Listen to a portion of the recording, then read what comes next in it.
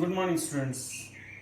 तो आज की क्लास में हम देखेंगे कि किसी भी डाइपोल को अगर हम यूनिफॉर्म इलेक्ट्रिक फील्ड में रख दें तो उसके ऊपर कितना टॉर्क लगेगा।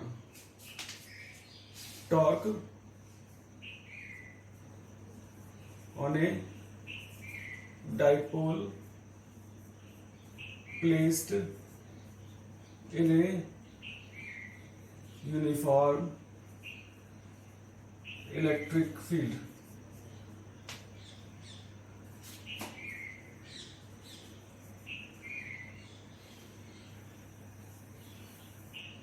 Torque on a dipole placed in a uniform electric field. तो सबसे पहले देखो यहाँ पर हम ये देखेंगे कि टॉर्क क्या होता है और यूनिफॉर्म इलेक्ट्रिक फील्ड क्या होता है।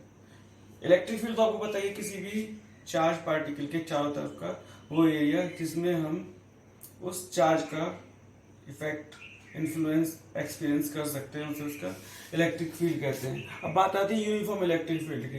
यूनिफॉर्म इलेक्ट्रिक फील्ड जो होता है जिसका मैग्नीट्यूड सेम हो और डायरेक्शन हर पॉइंट पर सेम हो, इसे हम इस तरह की पैरेलल लाइन से डिनोट करते हैं। तो ये आपका यूनिफॉर्म इलेक्ट्रिक फील्ड है E। और इस यूनिफॉर्म इलेक्ट्रिक फील्ड में अगर हम एक डाइपोल रख देते हैं, ये सपोज हमारे पास ये एक डाइपोल है A B.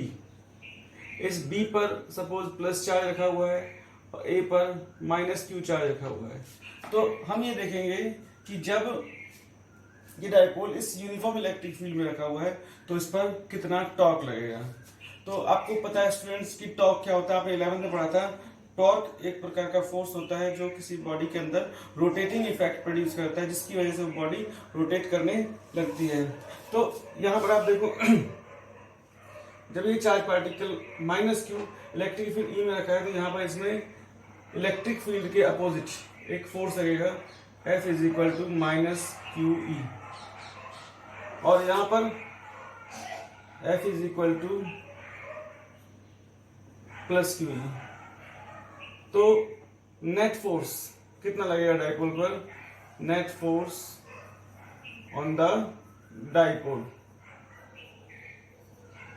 F is equal to minus Q E और प्लस क्यू ई, यानी कि नेट फोर्स कितना हो जाएगा? F is equal to 0।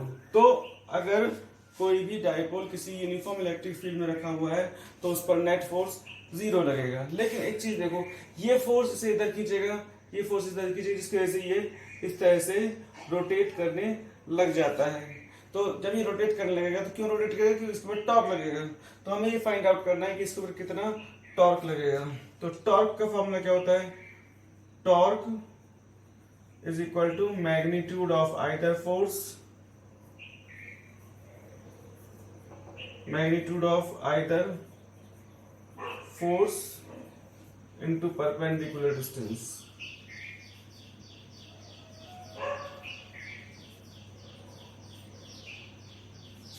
तो इस तरह से टॉर्क, तो हमारे पास दो फोर्स है, एक माइनस क्यू एक प्लस क्यू, तो दोनों में से किसी भी एक का मैग्नीट्यूड ले लेते हैं क्यू इनटू परपेंडिकुलर डिस्टेंस। दोनों के बीच में परपेंडिकुलर डिस्टेंस कितनी होगी? ये होगी, इसको सी मान लो आप। और सपोज ये जो डाइपोल है वो इलेक्ट्रिक फील्ड के साथ कितना एंगल बना रहा है? थीटा एंगल बना रहा है। तो कितना हो जाएगा हमारे पास में परपेंडिकुलर डिस्टेंस? B C. तो ये बी सी निकालने के लिए इस ट्रायंगल ए बी सी में ले लेते हैं। In triangle A B C sine theta is equal to, sine theta कितना होता है? Perpendicular upon hypotenuse. तो ये एंगल थीटा, इसके सामने ये perpendicular B C upon hypotenuse, यानी ये ए बी। सपोज डाइपोल की जो लेंथ है वो 2a है, तो इसका मतलब हमारे पास में बी सी कितना आ गया? B C is equal to 2a sine theta. तो सो टॉर्क कितना हो गया? टाउ इज इक्वल टू, ये बी सी की वैल्यू यहाँ पुट कर देंगे हम, तो Q E into 2a sine theta. ये Q इंटू 2 है, ये आपका dipole moment P E sine theta tau is equal to. तो इस तरह से ये हमारे पास में टॉर्क आ जाएगा। Torque is equal to P E sine theta. तो अब इसमें कुछ स्पेशल केसेस हैं कि अगर मान लो डाइपोल जो है वो एंगल थीटा पे ना रखा होकर के इलेक्ट्रिक फील्ड के पैरेलल रखा होता है। Special case 1, if the dipole is placed parallel to electric field,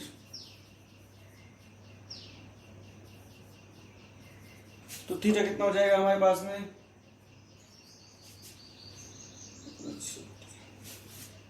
then theta is equal to 0 degree. It implies tau is equal to, अगर हम यहाँ पर थीटा की वैल्यू 0 पुट करते हैं तो टाउ इज इक्वल टू 0। इसका मतलब इस केस में कोई भी टॉर्क नहीं लगेगा और जो डाइपोल है वो परमानेंटली रेस्ट पर होता है। इसे कहते हैं हम, this condition is called, this condition is called the condition of stable equilibrium, the condition of stable equilibrium. Case 2, अगर डाइपोल जो है वो इलेक्ट्रिक फील्ड के परपेंडिकुलर रखा हो, या पहले हम एंटी पैरेलल लेते हैं। If the dipole is placed anti parallel to the electric field, then theta कितना हो जाएगा 180 डिग्री। तो इस केस में भी अब साइन 180 0 होता है तो टॉर्क 0 हो जाएगा। It implies torque is equal to 0। लेकिन इस केस में क्या होगा कि डाइपोल घूम करके वापस जब अपनी पोजीशन पे आएगा तो एकदम से अचानक से उसका टॉर्क 0 होगा, तो वहां पर उसके अंदर हल्का सा जर्क लगेगा, लेकिन वो परमानेंटली रेस्ट पर नहीं होगा। इसलिए इसे हम कहते हैं condition of unstable equilibrium. This condition is called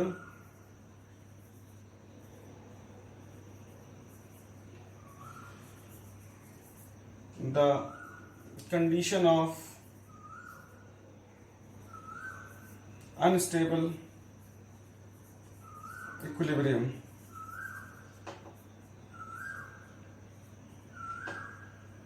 और थर्ड केस है हमारा कि अगर डाइपोल जो है इस तरह से परपेंडिकुलर रखा हो, if the dipole is placed perpendicular to the electric field, electric field, तो थीटा कितना हो जाएगा इस केस में, theta is equal to 90 degree. Then it implies tau is equal to कितना हो जाएगा, पीई साइन 90 डिग्री। साइन 90 की वैल्यू जो होती है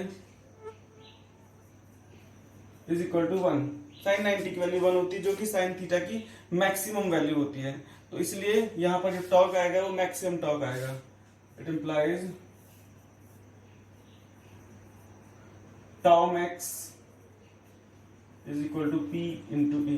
यानी स्टूडेंट्स ध्यान रखना कि अगर पैरेलल रखी हुई है तो उस केस में परमानेंटली रेस्ट पर होगा, उसे कहते हैं हम कंडीशन ऑफ स्टेबल इक्विलिब्रियम। अगर एंटी पैरेलल रखा हुआ है तो मोमेंटरीली रेस्ट पे होता है, इसलिए हम कहते हैं कंडीशन ऑफ अनस्टेबल इक्विलिब्रियम। और परपेंडिकुलर रखा होता है तो उस केस में मैक्सिमम टॉर्क लगता है। नेक्स्ट क्लास में, नेक्स्ट वीडियो में हम देखेंगे कि अगर किसी डाइपोल को यूनिफॉर्म इलेक्ट्रिक फील्ड में रखते हैं तो वो रोटेट करता है, रोटेट करने के लिए उसके ऊपर मैकेनिकल एनर्जी लगती है, तो हमें ये फाइंड आउट करना है कि कितनी पोटेंशियल एनर्जी उसके अंदर स्टोर होती है जब वो रोटेट करता है। Thank you students.